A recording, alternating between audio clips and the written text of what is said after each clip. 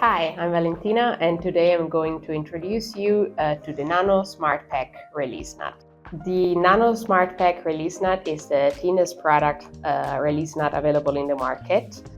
It is a shape memory alloy release actuator. It has one shape memory alloy and two redundant actuation lines, so a primary and a second line. And in addition, directly integrated within the product, you have a feedback line. One of the best things of this product is that you can also reset it hundreds of times, allowing you to test as you fly and fly as you test your payload.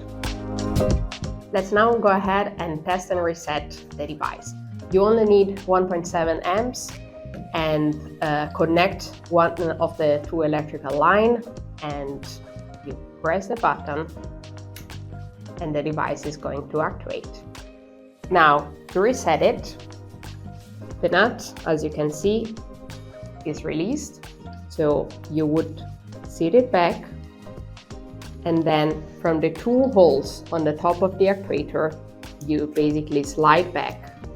And that's it. Now you're ready to test your payload and device again.